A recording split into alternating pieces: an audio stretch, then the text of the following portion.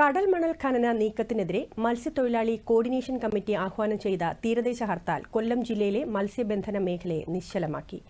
കട്ടമരങ്ങൾ, വള്ളങ്ങൾ തുടങ്ങിയ പരമ്പരാഗത യാനങ്ങളും ട്രോളിംഗ് ബോട്ടുകളും മത്സ്യബന്ധനത്തിന് പോയില്ല. അതേസമയം തീരദേശ പാതകളിലെ ഗതാഗതത്തിന് തടസ്സമില്ല.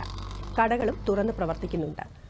കൊല്ലം പോർട്ട്, വാടി, തങ്കശ്ശേരി ഫിഷ് ലാൻഡിംഗ് സെന്ററുകൾക്ക് സമീപം കടലിൽ പോകാതെ കെട്ടിയിട്ടിരിക്കുന്ന ബോട്ടുകളുടെ നീണ്ട നിര കാണാം.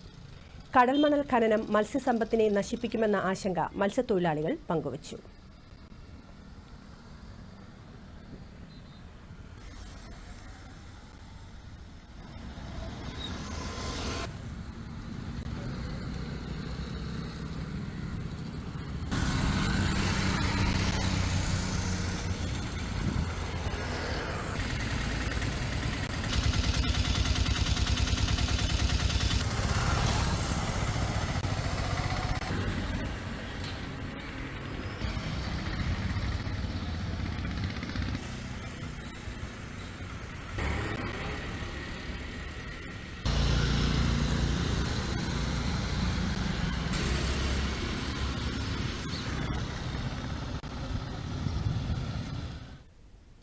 ആലപ്പുഴയിലും തീരദേശ ഹർത്താൽ തുടരുന്നു.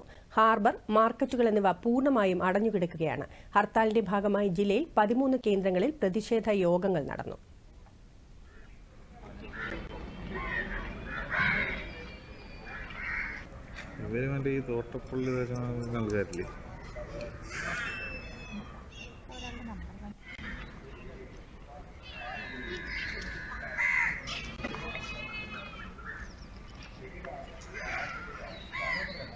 പ്രദേശത്ത് രാഷ്ട്രീയ വ്യത്യാസമില്ലാതെ ആളുകൾ യോജിപ്പിൽ എത്തുകയായിരുന്നു. അതുകൊണ്ട് LDF ലും UDF ലും വിവിധ രാഷ്ട്രീയ കക്ഷികൾ